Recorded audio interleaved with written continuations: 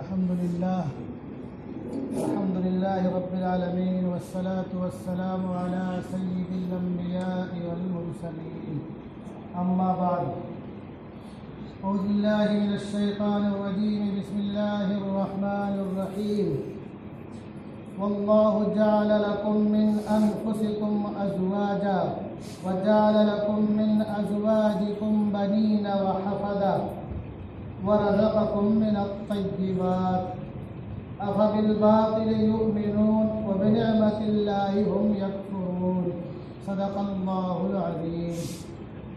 عن أبي هريرة رضي الله تعالى عنه قال رسول الله صلى الله عليه وسلم الفطرة خمس أو خمس من الفطرة: الختان والاستحداد وتقليم الأظفار ونتف الإبط.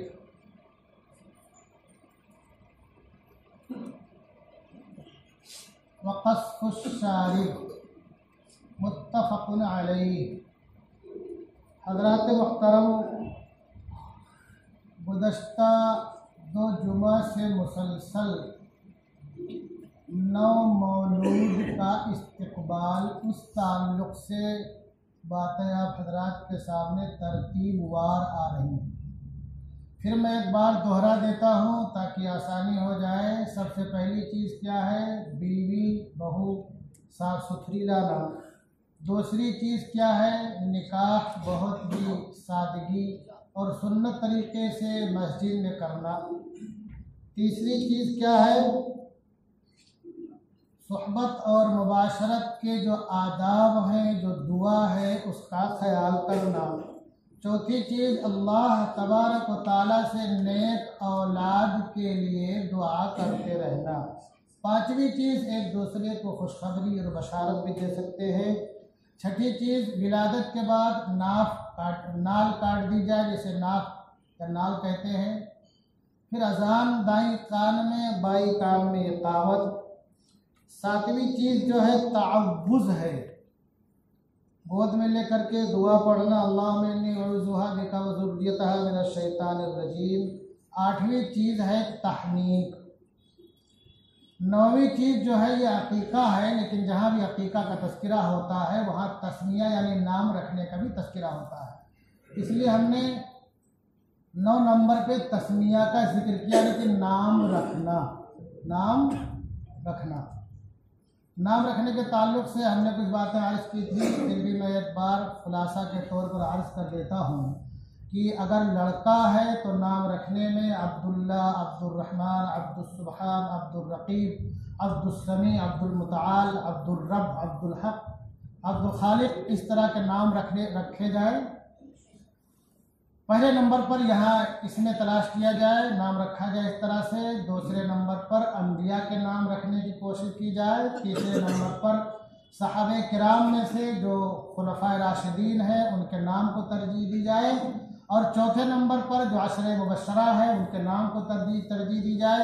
پانچویں نمبر پر جو بدری صحابی ہیں ان کے نام کو ترجیح دی جائے. چھٹے نمبر پر صحابہ کرام میں سے جس کا بھی چاہے آپ نام رکھ لیں. اور اس کے علاوہ بھی اگر کوئی نام رکھتے ہیں جس کا معنی اچھا ہو تو رکھ سکتے ہیں، لیکن ترتیب یہ زیادہ بہتر ہے میرے خیال سے. بچی ہے تو اس تعلق سے جو انبیاء کرام کی ازواج مطہرات ہیں، جن کو امہات المومنین کہا جاتا ہے، سابقہ انبیاء، اور جناب رسول اللہ صلی اللہ علیہ وسلم کے جو ازواج مطہرات ہیں، امت کی مائیں ہیں، ان کے نام کو ترجیح دی جائے. اس کے بعد جو ہے اللہ کے رسول صلی اللہ علیہ وسلم کی جو صاحبزادیاں ہیں ان کا نام، اور صاحبزادیوں کی جو صاحبزادیاں ہیں ان کا نام. پھر جو مشہور صحابیات ہیں ان کے نام کو ترجیح دی جائے. پھر بعد میں جو بھی صحابیات ہیں ان کے نام کو ترجیح دی جائے. اس کے علاوہ اگر آپ کوئی دوسرا نام رکھنا چاہتے ہیں جس کا معنی اچھا ہو، بہتر ہو، وہ رکھ سکتے ہیں آپ، لیکن ترجیح اور ترتیب ایسے ہی رکھیں گے تو زیادہ بہتر ہوگا ہمارے لیے، ہماری نسلوں کے لیے. ایک بات کا دھیان رکھا جائے، لڑکا ہو یا لڑکی ہو، ایسا نام بالکل نہ رکھا جائے جس کا معنی برا اور غلط ہو. ایک بات. دوسری چیز، اس بات کا دھیان رکھا جائے لڑکا ہو یا لڑکی ہو ایسا نام بالکل نہ رکھا جائے جس میں بڑائی اور گھمنڈ کی بو آتی ہو. یہ تو ناموں کے تعلق سے ہو گیا. تو 9ویں چیز کیا تھی؟ عقیقہ، جس کے ضمن میں نام کا تذکرہ ہوتا ہے، تو میرے 9 پر ہم نے نام کو رکھا۔ اب 10ویں نمبر پر رکھتے ہیں عقیقہ کو۔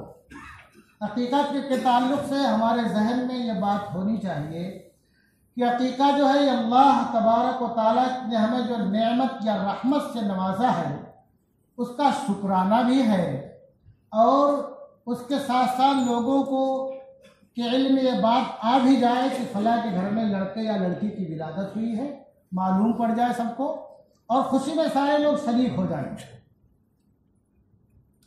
اور سب سے اہم چیز یہ ہے کہ جناب رسول اللہ صلی اللہ علیہ وسلم نے عقیقہ کیا ہے اور عقیقے کے لیے کہا ہے نا؟ کچھ بات کو عقیقہ کیا ہے اور عقیقے کے لیے کہا بھی ہے۔ تو ہمیں یہ دیکھنا ہے کہ جناب رسول اللہ صلی اللہ علیہ وسلم کا یہ عمل تھا، ہم بھی وہ عمل کریں گے۔ ہم کیا کرتے ہیں؟ غیروں کی دیکھا دیکھی، وہ رسمیں جس کا تعلق اسلام سے ذرہ برابر نہیں ہے، اس کو ہم اپنانے کی کوشش کرتے ہیں، جو یقیناً ایک مسلمان کے لیے زیبا نہیں ہے، مناسب نہیں ہے، کسی بھی اعتبار سے مناسب نہیں۔ ہم کیا کریں گے؟ بچہ پیدا ہوگا، لڑکا ہو گیا، پہلا لڑکا ہے یا کافی دن کے بعد ہے تو بہت پٹاخے داغتے ہیں، بعض دفعہ لوگ پورے محلے میں کوہرام مچا دیتے ہیں۔ اب یہ نہیں معلوم کہ لڑکا آگے چل کر کے پٹاخے ہی پھوڑے گا یا ماں باپ کا اور خاندان قبیلے کا اور مسلمانوں کا نام روشن کرے۔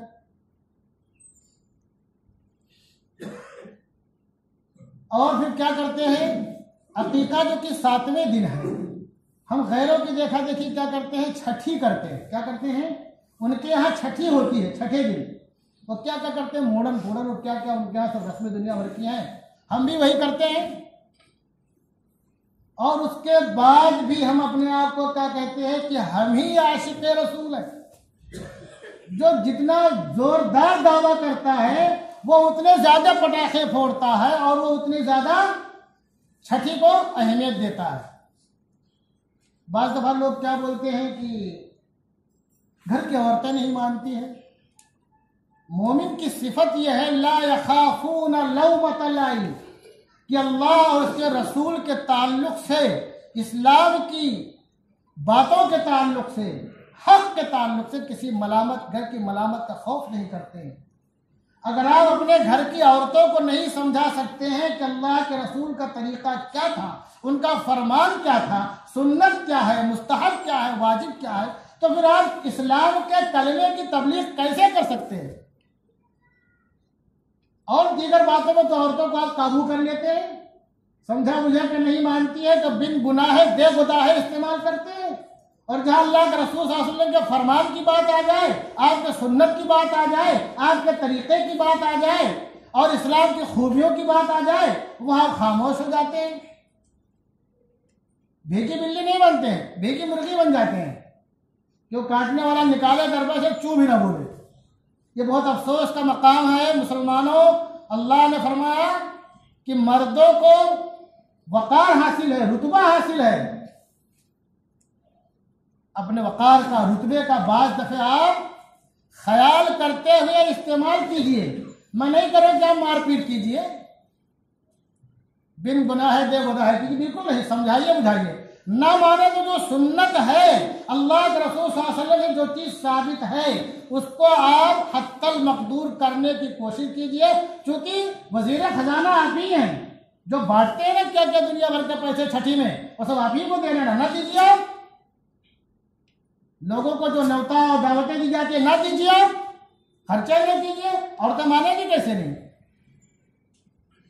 اور سب سے بڑی بات ان کو یہ بتاؤ کہ جو جنت کی سردار ہیں فاطمہ رضی اللہ تعالیٰ عنہ اور ان کے صاحبزادے دونوں جوانوں کے سردار ہیں جنت، ان کا عقیقہ کتنے سادگی سے ہوا۔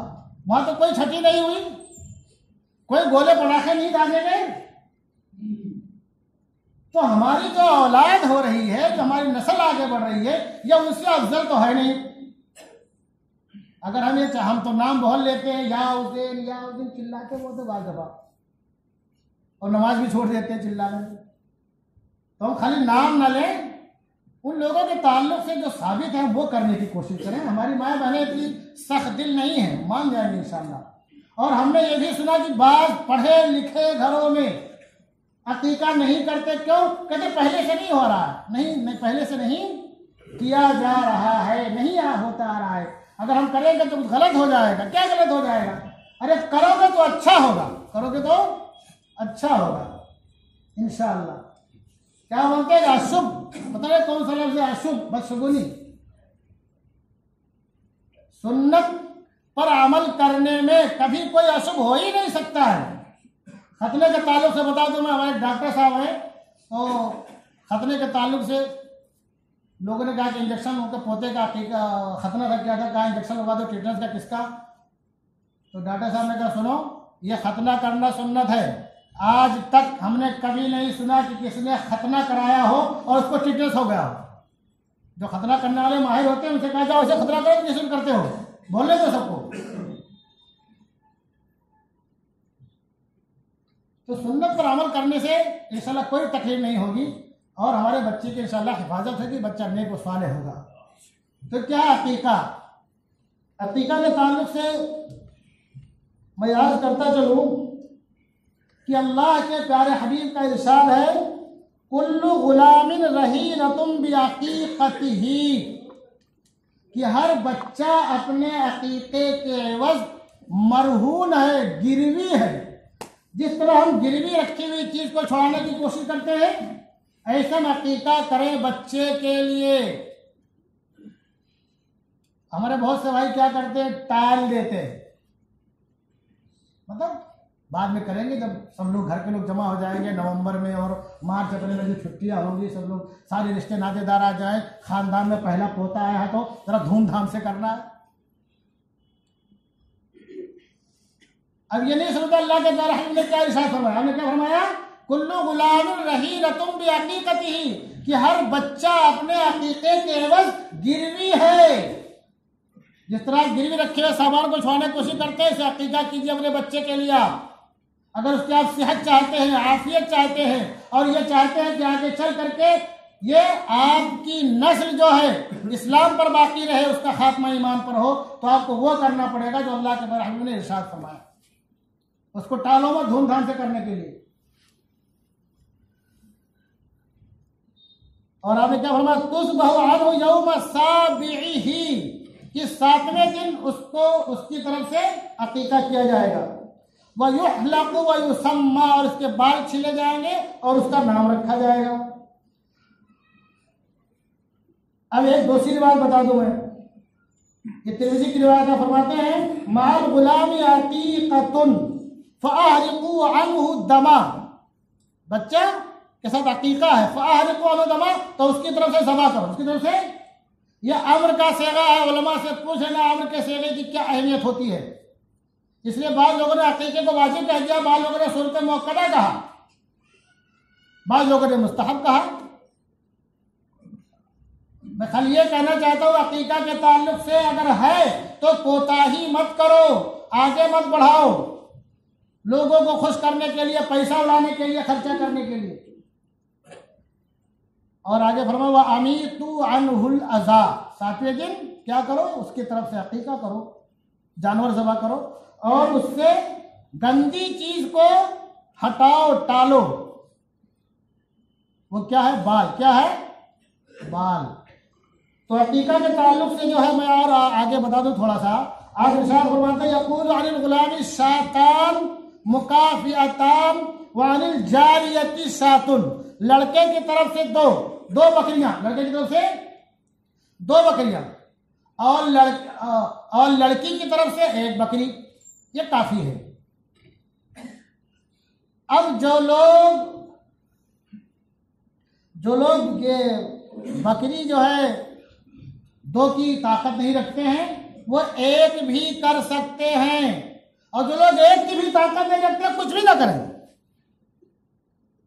سود بیاج میں لا کے نہیں کرنا ہے, گھر گروی رکھ کر کے نہیں کرنا ہے, کھیت بیچ کر کے نہیں کرنا ہے, کرنا ہے تو کرنا ہے. تو جو لوگ 2 بکرے کی طاقت نہیں رکھتے ہیں وہ 1 بھی کر سکتے. کیوں؟ اللہ کے پیارے حبیب کے نواسوں کے تعلق سے جو اللہ کے پیارے حبیب کا عمل ہے، یہ ترمذی میں ہے صفحہ نمبر 276 کہ حضرت حسن رضی اللہ تعالیٰ عنہ کا آپ نے ایک بکری سے عقیقہ کیا. کس سے؟ ایک بکری ذبح کی. اور ابو داؤد میں ہے کہ حسن اور حسین، ابو داؤد صفحہ نمبر 392 کہ حضرات حسنین حضرت حسن اور حسین رضی اللہ تعالیٰ عنہ کا عقیقے میں آپ نے ایک ایک کیا. کیا کیا؟ ایک ایک کیا. ترمذی میں حضرت حسن کے بارے میں ایک بکری، اور ابو داؤد میں دونوں صاحبزادگان کے بارے میں، دونوں نواسوں کے بارے میں دو دو بکری. لیکن جو یہ نسائی کی روایت ہے، نہیں ابو داؤد میں کیا ہے؟ دونوں کے بارے میں، دونوں کا عقیقہ ایک ایک بکری. ترمذی میں حضرت حسن کے بارے میں ایک بکری سے عقیقہ کیا آپ نے، اور ابو داؤد میں حضرت حسن حضرت حسین کا، دونوں صاحبزادوں کا، دونوں شہزادوں کا کے عقیقے میں آپ نے ایک ایک بکری ذبح کی. لیکن نسائی کی روایت ہے کہ حضرت حسن حضرت حسین دونوں شہزادوں کے عقیقے میں آپ نے دو دو بکری ذبح کی. لیکن محدثین نے جو ہے ابو داؤد کی روایت کو ترجیح دیا ہے اور یہ کہا کہ جو ہے حضرت حسن کے عقیقے میں اور حضرت حسین کے عقیقے میں آپ نے ایک ہی ایک بکری ذبح کی ہے. حکم کس کا دیا؟ دو کا. کیا کتنا؟ ایک. مطلب کیا ہے کہ اگر آپ کے پاس دو کی طاقت ہے تو دو کرو، نہیں کر سکتے ہو تو ایک کر لو، ایک بھی نہیں کر سکتے ہو تو کوئی بات نہیں ہے، سود بیاج کے پیسہ مت لاؤ. جب اللہ دے گا تو بعد میں کبھی کر دینا، لیکن اصل ٹائم اس کا کیا ہے؟ 7واں دن ہے. کیا ٹائم ہے؟ 7واں دن ہے. اب جو ہے جو عقیقے کی جو دعا ہے اس میں یہی ہے کہ بچے کی طرف سے گویا کہ اس کے خون کے بدلے خون، بال کے بدلے بال، کھال کے بدلے کھال، تو بچے کی کیا ہوتی ہے؟ حفاظت ہوتی ہے. اب آگے جو 11ویں چیز ہے عقیقے کے ساتھ جس کا تعلق ہے 7ویں دن سے، وہ کیا ہے؟ عن علی بن ابی طالب عق رسول اللہ صلی اللہ علیہ وسلم عن الحسن بشاۃ. حضرت علی بن ابی طالب روایت کرتے کہ رسول اللہ صلی اللہ علیہ وسلم نے حضرت حسن رضی اللہ تعالیٰ عنہ کی ولادت کے موقع پر ان کی طرف سے ایک بکری ذبح کی.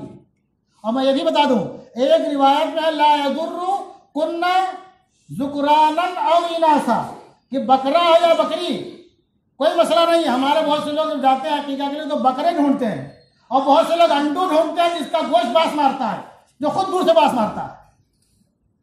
آپ نے کہا جواب میں کیا ہے کہ لا یضر کننا اناسا او ذکرانا، وہ بکرا بکری چاہے بکرا ہو چاہے بکری ہو، نر ہو چاہے مادہ ہو، کوئی فرق نہیں پڑتا ہے. اور میں عرض کر دوں کہ بعض حالات میں، بعض مواقع میں نر کے مقابلے میں مادہ کا عقیقہ کرنا زیادہ افضل ہے. بعض حالات میں بول رہا ہوں، بعض مواقع میں دھیان دینا. تو کیا فرمایا کہ حضرت حسن رضی اللہ تعالیٰ عنہ کی طرف سے ایک بکری آپ نے ذبح کیا. اور پھر آگے کیا کہا؟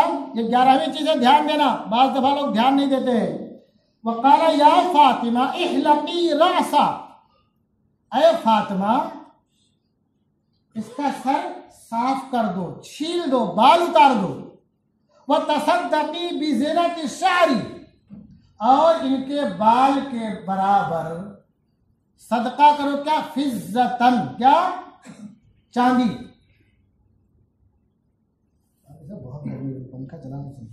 ان کے بال کے برابر. اس لیے بعض لوگوں نے کہا کہ اندازے سے مت دو، وزن کرو پھر صدقہ کرو چاندی، چاہے 10 گرام ہو چاہے 20 گرام ہو. اور تم کو زیادہ دینا ہے، تم 10 گرام کو جائے 10 کلو چاندی صدقہ کر دو، تم 10 کلو سونا صدقہ کر دو. روایت میں کیا ہے؟ چاندی یا سونا بال کے وزن کے برابر. بال کے تعلق سے بھی بعض لوگ غفلت کے شکار ہوتے ہیں، ادھر ادھر پھینک دیتے ہیں. انسانی اعضاء جتنے بھی ہیں، ناخن ہو، بال ہو، کہیں کبھی بال ہو، اس کو ادھر ادھر نہیں پھینکنا چاہیے. اصل مسئلہ کیا ہے؟ کہیں دفن کر دینا چاہیے. کہیں دفن کرنے کی جگہ نہیں ملی تو آپ حفاظت سے لپیٹ کے پورے دان میں ڈال دو، ادھر ادھر مت پھینکو. تو کیا فرمایا ہم نے؟ ان کا بال اتارو. وتصدقی بزینت الشعر، اور ان کے بال کے برابر صدقہ کرو. کیا؟ فضتن، چاندی. فوزنتہ، تو حضرت فاطمہ رضی اللہ تعالیٰ عنہ نے اسے وزن کیا. فکان وزنہ درہما، تو اس کا وزن کتنا تھا؟ 1 درہم کے برابر. اور بعض درہم یا درہم سے کچھ کم. تو 11ویں چیز کیا ہے؟ नाम रखना, अकीका करना और बाल छीलना। बाल छीलने के ताल्लुक से आप अकीके का जानवर ज़बह करने से पहले भी छील सकते हो और बाद में भी छील सकते हो, कोई तरतीब इसमें लाजिम नहीं है। लेकिन चूंकि हज में कुर्बानी के बाद बाल उतारते हैं, तो अगर आप अकीका करने के बाद बाल उतारोगे तो उसकी नकल भी हो जाएगी, थोड़ी बहुत मुसाफत हो जाएगी। अब जो है बाल उतारने के बाद घरों में औरतें बहुत पुराने रस्म व रिवाज को कुछ कुछ बाकी रखे हुई है।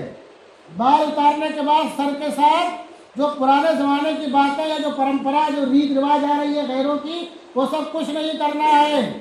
और बाल उतारने के टाइम वो सूप में रख के बैठते हैं, सब पता नहीं क्या चावल हो क्या, और लोग पैसा डालते हैं। इसकी कोई हकीकत नहीं है, ये गैरों की देखा देखी है।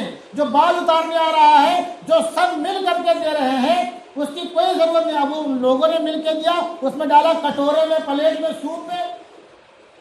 अब उनके यहाँ जो लोग डाल के गए हैं, उनके यहाँ ऐसा होगा तो आप वहाँ जाकर डालेंगे, वह कि आपका कर्ज हो गया। तो करने की क्या जरूरत है? इसकी कोई अहमियत नहीं है, इसकी कोई हैसियत ही नहीं है। ना इस्लाम में इसकी कोई गुंजाइश है कि सूप लेके बैठो, पैसा डालो, पूरे मोहल्ले की औरतें आएंगी और रिश्तेदार आएंगे, पैसा डालेंगे, क्या क्या करेंगे। ये तो गोया कि आप लोगों को बुला करके कर्ज ले रहे हो। जब उनके होगा तो आपको जाकर डालना पड़ेगा। इस रस्म रिवाज की कोई हकीकत नहीं है, इसे बिल्कुल नहीं करना चाहिए। ये गैरों के रस्म रिवाज हैं जो हमारी माँ बहनों ने पकड़ रखा है मजबूती से। अल्लाह इबाद फरमाए। अब बाल छीलने के बाद सर के साथ पता नहीं क्या क्या करती हैं, लेकिन जो अल्लाह के प्यारे हबीब का इरशाद है, मैं अर्ज कर दूं, ये 12 नंबर की चीज़ है। क्या है? ज़ाफ़रान। हदीस में क्या? खलूक का लफ्ज़ है। किसका लफ्ज़ है? खलूक मल्ला। और खलूक क्या है? वो खुशबूदार चीज होती है ज़ाफ़रान के कबील से। बाल उतारने के बाद उसे सर पे मल्ला चाहिए। हमारे बहुत से लोगों को मालूम नहीं है। बाल उतारने के बाद बाल के बराबर चांदी सोना सदका कर दो, लेकिन सर पे क्या करना है? कोई उल्टी सीधी चीज नहीं लगानी है। अल्लाह के प्यारे हबीब का जो इरशाद है वो हमें करना है। क्या फरमाते हैं आप? अन अबी बुरैदा यक़ूल कुन्ना फिल जाहिलियति इज़ा वुलिदा लि अहदिना गुलामुन। रिवाज करते हैं हज़रत अबू बुरैदा रज़ियल्लाहु ताला अन्हु की जाहिलियत में हमारे यहाँ जब किसी का बच्चा पैदा होता तो ज़बह शातन, तो बकरी ज़बह करता, व लतख़ रअसहु, और उसके सर पे बिदमीहा, उस बकरी का खून मलता था।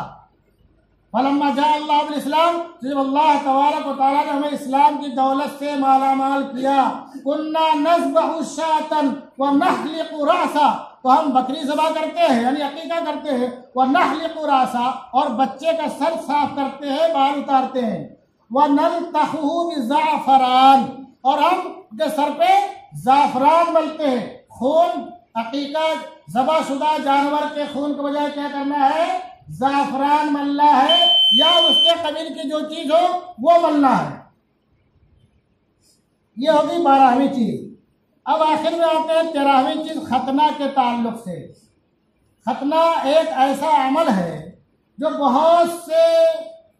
बहुत से दीगर अदियान और मज़ाहिब में अब भी जारी और सारी है, अब भी जारी और सारी है। और खतना जो है सबसे पहले किसने किया? हजरत काला इख, ये रिवायत जो है ये इसकी है बुखारी जिल्द नंबर 2 सफ़ा नंबर 931, जिल्द नंबर 1 सफ़ा नंबर 473। काला इख्ततना इब्राहिम बादा समानीन सनतन वख्ततना बिलक़दूम व फी रिवायतिन बिलक़द्दूम। सबसे पहले जो खतना किया है इब्राहिम अलैहिस्सलाम ने, कि अल्लाह का उनको हुक्म हुआ, हमारी मालूमात के मुताबिक उस वक्त उनकी उम्र कितनी थी? 80 साल थी। कितनी थी? 80 साल थी। और बाद लोगों ने कहा 80 साल नहीं थी, 120 साल थी। कितनी थी? 120 साल थी। मुवत्ता मालिक की रिवायत है जो बुखारी जिल्द नंबर 2 के हाशिया 931 में लिखी। क्या है? अव्वल मन इख्ततना, देखो रिवायत बता रहा हूँ, सबसे पहले खतना कैसे किया? अव्वल मन इख्ततना व हुवा इब्नु 20, अव्वल मन अन्ना इब्राहिम अव्वल मन इख्ततना। कहते इब्राहिम अलैहिस्सलाम वो पहले शख्स हैं जिन्होंने अपना खतना किया। وہ ابن 20 و 100 اور وہ 120 سال کی عمر کے تھے اس وقت. واختتن بالقدوم وعاش بعد ذلك 80 سنة اور ختنہ کیا انہوں نے کس سے؟ قدوم بولتے ہیں کلہاڑی کو اور بسلے کو. قدوم جو ہے دال پر اگر تشدید نہیں ہے تو اس کا معنی کیا ہوگا؟ کلہاڑی ہوگا یا بسلہ ہوگا. اور اگر بعض روایتوں میں جو تشدید کا لفظ آتا ہے تو اس کا مطلب یہ ہوگا کہ آپ قدوم شہر میں تھے، آپ نے وہاں اپنا ختنہ کیا. تو دونوں میں مطابقت اس طرح ہو سکتی ہے کہ آپ قدوم شہر میں تھے، اس وقت آپ کو معلوم پڑا کہ ختنہ کرنا ہے تو آپ نے کلہاڑی سے اپنا ختنہ کیا. تو کئی سال عمر تھی؟ ایک روایت میں 80 اور ایک میں 120. دونوں میں مطابقت کیسے ہوگی؟ بعض لوگوں نے کہا کہ ہجرت کیا آپ نے، اس کے بعد 80 سال گزر گئے تب آپ نے ختنہ کیا. اور بعض لوگوں نے کہا اصل میں یہ 120 ہی ہے، لیکن لوگوں سے غلط فہمی ہو گئی کہ جو 20 تھا تو 100 میں گھٹا دیا اس کو. جب 20 کو 100 میں بڑھاؤ گے تو 120 ہوگا، گھٹاؤ گے تو 80 ہو جائے گا. بہرکیف آپ کی عمر اسے 80 سال تھی یا 120 سال تھی، سب سے پہلے آپ نے ختنہ کیا اور پھر آپ نے اپنے صاحبزادے اور اپنے پوتوں کا بھی ختنہ کیا. اور اس کے بعد بنی اسرائیل میں تو اب تک ختنہ رائج ہے. باقی مسیحیوں کے ہاں ختنہ کرو تو ٹھیک ہے، نہ کرو تو ٹھیک ہے. اب آتے ہیں جناب رسول اللہ صلی اللہ علیہ وسلم کے ارشاد کے تعلق کے عمل کے تعلق سے. دیکھو یہ حضرت جابر رضی اللہ عنہ راوی ہیں. میں یہ روایت اس لیے بتا رہا ہوں کہ ہمارے بہت سے بھائی اپنے لڑکوں کا ختنہ ٹالتے ہیں، اور ابھی ہم نے دیکھا شادی بیاہ کی طرح لوگ ختنہ کی بھی دعوت دیتے ہیں، کارڈ بانٹتے ہیں. اتنی بڑی جہالت ہمارے اندر آ گئی ہے، جتنا تم پیسہ ختنے میں کارڈ بانٹ کے کر رہے ہو وہی پیسہ تم کسی غریب بچی کے شادی پہ خرچ کر دو، کسی غریب بچے کی پڑھائی پہ خرچ کر دو، کسی بیمار کے دوا پہ خرچ کر دو. یہ نہیں ہو پائے گا، یہ نہیں ہو پائے گا. کارڈ بانٹتے لوگ جو شادی میں بہت بڑا پروگرام کرتے ہیں ختنے کا، اور کون کون سی رسم ہوتی ہے اللہ بہتر سمجھے. اللہ تعالیٰ حفاظت فرمائے امت مسلمہ کی، اور اللہ تعالیٰ ہم لوگوں سے جہالت اور یہ فالتو ریت رواج کو ختم کرنے کی ہم لوگوں کو توفیق عطا فرمائے.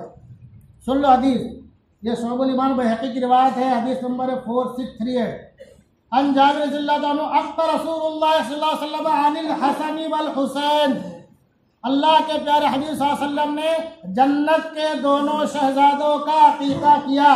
وختنہما ل7 ایام، اور ان دونوں شہزادوں کا ختنہ 7ویں دن کیا. 7ویں دن عقیقہ کیا، 7ویں دن ختنہ کیا. اور دوسری روایت سن لو، ان نبی صلی اللہ علیہ وسلم ختن حسنا و حسین، ان نبی صلی اللہ علیہ وسلم ختن حسنا و حسینا ب7 ایام. یہ روایت کہا فتح الباری جلد نمبر 12 صفحہ نمبر 289 پر کہ جناب رسول اللہ صلی اللہ علیہ وسلم نے دونوں جنت کے شہزادوں کا ختنہ کب کیا؟ 7ویں دن کیا. میں یہ روایت زور دے کر کے اس لیے بتا رہا ہوں کہ ہمارے بہت سے بھائی انتظار کرتے ہیں کہ 30ویں سال کریں گے، 5ویں سال کریں گے، اور 7ویں سال کریں گے، 11ویں سال کریں گے، 13ویں سال کریں گے. یہ پتہ نہیں کون سی رسم آ گئی ہے، 3 کی، 5 کی، اور 7 کی، اور 9 کی، 11 کی، 13 کی. ارے آج کل بچے 13 سال میں جوان و ہیڑا ہو جاتے ہیں. ان کی شادی کرو گے تو 14واں سال نہیں پورا ہوگا، تم کو پودا مل جائے گا انشاءاللہ، اور تم انتظار کرتے ہو، وہ کھنڈ دیکھتے ہو غیر مسلموں کی طرح. اتنی بڑی جہالت ہے. بہتر یہ ہے کہ اگر ہم یہ چاہتے ہیں کہ جناب رسول اللہ صلی اللہ علیہ وسلم کے عمل کو اپنائیں تو 7ویں دن عقیقہ بھی کر دے اور ختنہ بھی کر دے، اگر کوئی طبی اور میڈیکل کے اعتبار سے کوئی تکلیف نہ ہو تو. اس لیے کہ اس ٹائم بچے کا پیر ہلتا نہیں ہے نا، ختنہ کرو گے تو آسانی رہے گی. اور جب تھوڑا بڑا ہوگا، پیر ہلنے لگے گا تو کیا بولتے ہیں، دکھے گا اس کو اور زخم بڑھتا رہے گا. حالانکہ ختنے سے کبھی کسی کو تکلیف نہیں ہوا، اللہ تعالیٰ ٹھیک ہی کر دیتا ہے. اور ختنے کو معمولی نہ سمجھو مسلمانوں، ختنہ کو معمولی نہ سمجھو. کچھ لوگوں کے یہاں ختنہ واجب ہے اور اکثریت نے کہا ختنہ کرنا سنت موقتہ ہے. لیکن اس زمانے میں جہاں تم جی رہے ہو، اس زمانے میں ختنہ کرنا میں تو یہ سمجھتا ہوں بہت ہی اہمیت کا حامل ہے. تمہارے ایمان، تمہارے مسلمان ہونے کا، تمہارے عاشق رسول ہونے کا ثبوت ہے ختنہ. اس میں غفلت نہیں ہونی چاہیے. خاص طور سے ہمارے وہ بھائی جو نئے نئے اسلام میں داخل ہوتے ہیں، اسلام میں داخل ہوتے ہیں، وہ ختنے سے لاپرواہی نہ کریں. اگر ان کی عمر 80 سال ہو جائے تو بھی ختنہ کرائیں. اب ایسے موقع ہے جو ختنہ کرے گا وہ سطر دیکھے گا. سطر دیکھنا یقیناً ضروری، بہت ہی اہم معاملات میں، بہت ہی ناگزیر حالات میں دوسرا دیکھ سکتا ہے. آپریشن کرنے والا کیا کرنے والا، مجبوری میں جان بچانی ہو تو کیا کرنا ہو تو.